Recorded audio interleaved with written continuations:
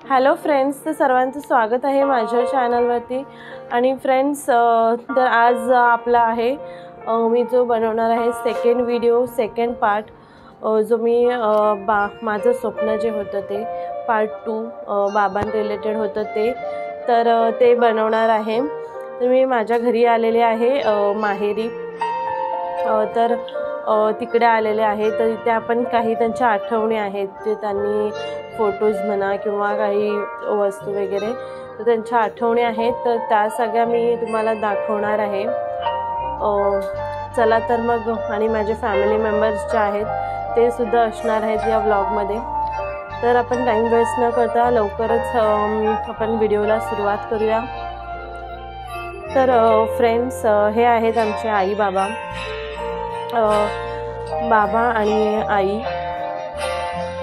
तर बाबांना आता सप्टेंबरमध्येच आम्हा सगळ्यांना सोडून गेले आणि आई गेली 12 वर्ष झाली।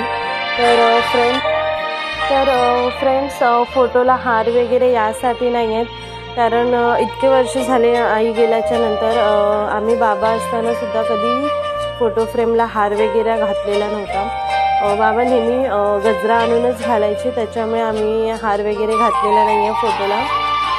तर वेळ टाईमपास न करता आपण व्हिडिओला सुरुवात करूया।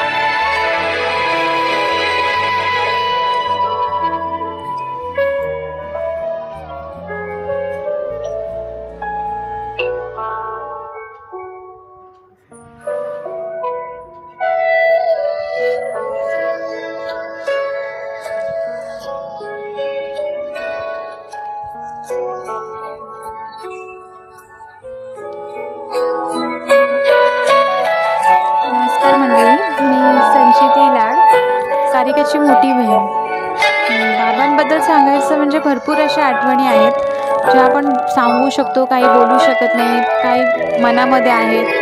पण त्यांचा स्वभाव खूप वेगळा होता. ते चुकलं की ओरडणं, जिथे प्रेम ओरडणं म्हणजे खूपच कमी ह्या गोष्टी त्यांच्यात होत्या. पण प्रेम भरपूर करायचे ते सगळ्यांवरती. त्यांनी आम्हाला खूप चांगले शिक्षण, संस्कार सगळं काही दिलं. म्हणजे कधी त्यांनी कुठल्या गोष्टीत कमी पडून नाही दिलं, अजूनही. आणि समाजसेवेची भरपूर आवड होती. आई होती त्यावेळेस त्यांनी बाहेर सांभाळलं, आईने घर सांभाळलं. पण त्यांनी दोन्ही गोष्टी बरोबर मॅनेज करायचे ते त्याच्यातूनही. त्यांनी काय करतोय काय नाही करतोय त्यांचं लक्ष असायचं सगळं बरोबर. आणि आम्हीच नाही तर सगळं पूर्ण म्हणजे आमच्या गावातले बाहेरचे ओळखीचे ते सगळेच त्यांच्यावरती खूप प्रेम करायचे आणि अजूनही करतात. आम्ही पण भरपूर प्रेम करतो आणि त्यांच्या खूप आठवण भरपूर येते. पण ते मनातनं कुठेतरी अशा राहतात. पण त्यांनी अशी काही भरपूर गोष्टी केलेल्या आहेत, चांगली कामं केली की त्यांना पुढेच्या पिढीला लक्षात राहावं किंवा त्यांनाही माहिती पाहिजे की त्यांनी काय केलं. किंवा बाहेरचं नाही पण निदान त्यांच्या नातवंडांना त्यांच्या अजून पुढे आमच्या घरामध्ये माहिती पडावं त्यांनी काय केलं आहे. तर आम्हाला पण आत्ताच कळालं हल्ली. आम्ही ऐकायचो ते इथे जायचं तिथे ते काम करायचं हे काम करायचं, पण मी पाहिलं नव्हतं. दोनच वेळा एक खूप वर्षापूर्वी त्यांचं झालं होतं पुण्याचं अधिवेशन. त्यावेळेस आम्ही त्यांचं पाहिलेलं होतं. आणि त्या दिवशी दादरला आम्ही गेलो. म्हणजे ती माणसं जी बोलत होती ना मनापासून त्या गोष्टी, म्हणजे आपली खरंच एक ते मानतात काहीतरी त्यांना असं त्यांनी खरं काही केलं होतं म्हणून तेवढं सगळं खूप म्हणजे एकदम ह्याने बोलत होते ना की ते तेव्हा कळलं की ते काय होते. आणि ते खरंच खूप छान होते माझे बाबा. आणि त्यांची खूप नेहमी आठवण येते आम्हाला, सगळ्यांनाच येते आणि तशीच येतच राहील ती आठवण, कायम आमच्यामध्येच राहील. आणि ते आमच्याबरोबरच असं त्यांचे आशीर्वाद सदा आमच्याबरोबरच आहेत. माझा भाऊ बोलते आता. माझं नाव तेजस सरनाथ भाडे. जसं की माझ्या बहिणीने सांगितलं, जसं की त्यांच्या आठवणी सांगण्यासारख्या बऱ्याच आहेत, सांगता येत नाही, व्यक्त होता येत नाही. एखादा व्यक्ती घरी असतो ते आपल्याला कळत नाही. जेव्हा आपण बाहेर जातो तो व्यक्ती काय आहे बाहेर गेल्याशिवाय 4 चौघात गेल्याशिवाय आपल्याला कळत नाही. जसं की आम्ही जायचो तेव्हा आम्हाला आता कळायला लागलं की आपले वडील काय होते, कोण होते. त्यामुळे आम्हाला ओळख मिळाली, प्रेम मिळालं, माणसांची इज्जत मिळाली. तर आम्हाला समजलं की आपले वडील काय होते, त्यांनी काय केलं आहे. तर त्यांनी त्यांच्या कारकिर्दीत बरंच काही केलं समाजासाठी, गावासाठी, नातेवाईकांसाठी बरंच काही केलं त्यांनी सगळ्यांसाठी. तर ते आपण सांगू शकत नाही. त्यांचा आधारस्तंभ होते कुटुंबाचे ते गेल्याने आम्हाला सुचत नाही कधी ना कुठल्या गोष्टी कमी पडून दिली ना काही केलं. प्रत्येक गोष्टी आम्हाला मार्गदर्शक होते. आमच्या ते आयडॉल होते एका प्रकारे बघायला जायचं बऱ्याच जणांसाठी. म्हणजे शून्यातून त्यांनी साम्राज्य निर्माण केलं त्यांच्यासाठी. आम्हाला त्यांनाही नव्हतं वाटलं की म्हणजे खाली होतं ते इथपर्यंत आपण जाऊन होईल, एवढ्या वरपर्यंत पोहोचू, समाजात नाव होईल एवढं मोठं, म्हणजे विचार नव्हता कधी केला. ते त्यांनी त्यांच्या करून दाखवलं. त्यांना समाजसेवा करायची फार आवडते, शिक्षणाची आवड होती. त्यांना शिक्षण घेताना आलं पण त्यांनी समाजाच्या मार्फत मदत करायची ते शिक्षणासाठी, काही जमेल तसे त्यांच्या परीने. त्या दिवशी हॉलवरती शोकसभा ठेवलेली, तेव्हा माणसं मन व्यक्त करत होते. त्यामुळे आम्हाला समजलं की त्यांनी किती माणसं जोडलेली आहेत, काही कामं केलेली आहेत, बरेचशी अशी होती माणसं जोडलेली आहेत. चार चौघामध्ये इज्जत होती काही. त्यामुळे आम्हाला कळालं की बरंच काही त्यांनी केलेल्या चांगल्या गोष्टी होत्या, माणसं बोलत होती, त्यावरून आपल्याला कळत होतं. ते एक पोस्ट टाईपची असते समाजामध्ये. त्या दिवशी आम्हाला शोकसभेतून कळालं कमी असते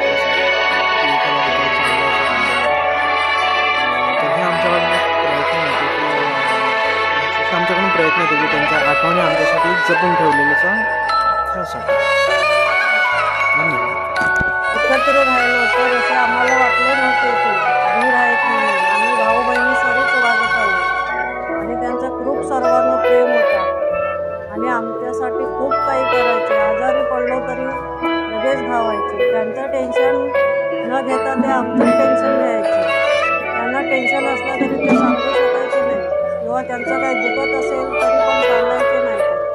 आमच्यासाठी मुलांसाठी खूप ते धावायचे आणि खूप प्रेम करायचे, खूप प्रेमळ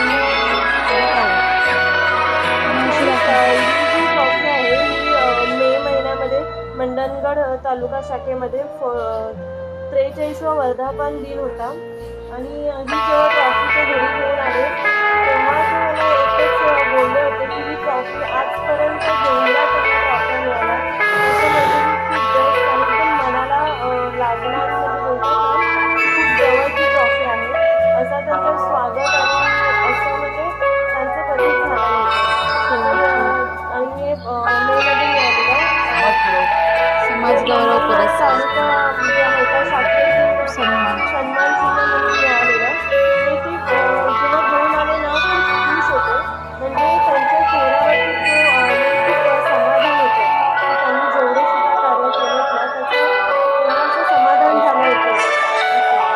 खूप इम्पॉर्टंट आहे हे आणि ते बोलले होते की खूप सांभाळून म्हणून जपून ठेवायची मुलाला घेऊन जायचं आणि खूप जपून ठेवायची ही ट्रॉफी प्रेम करायचं. मला आठवतं. तर ही खूप जवळची आहे त्यांच्या आणि शेवटची आहे त्याच्यामुळे ही आमच्यासाठी सुद्धा खूप इम्पॉर्टंट आहे.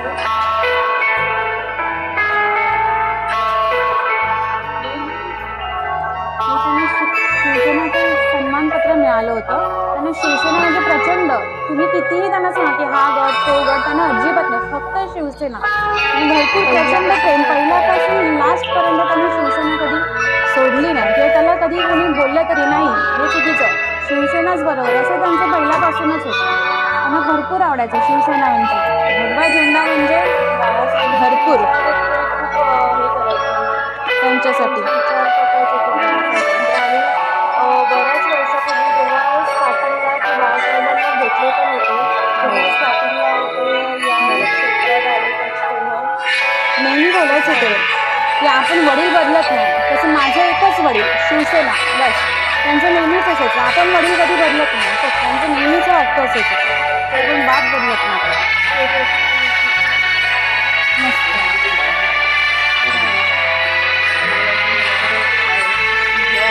नवीन नाव ठेवलं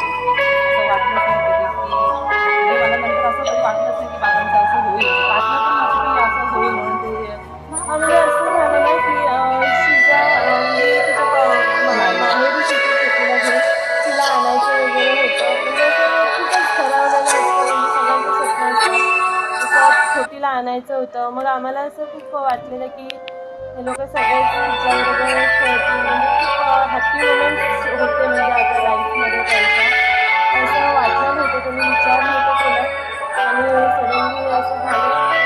म्हणजे असं बोलतात तुझं दुःखांचा डोंगर कसा होतो तसा पसरला आमच्या परिवारावरती तसं झालं.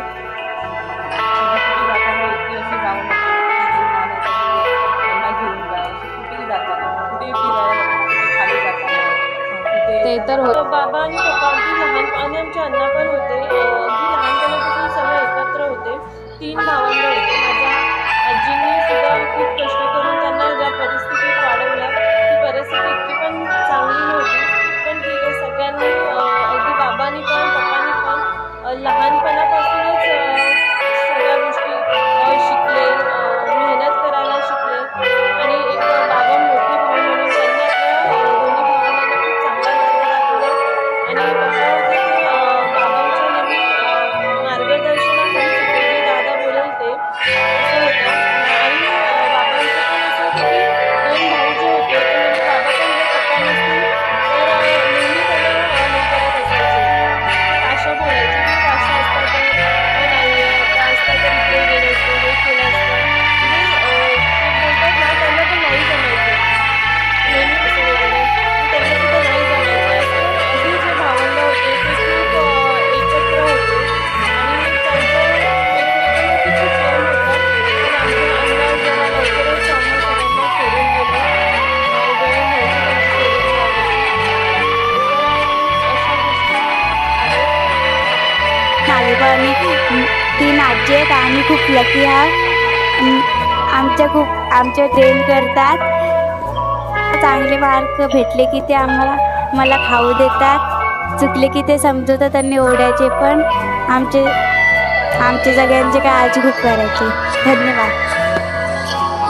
तर फ्रेंड्स हे आहे ते सगळं जे सन्मान चिन्ह आहेत.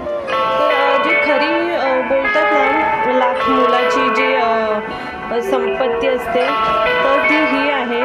बाबा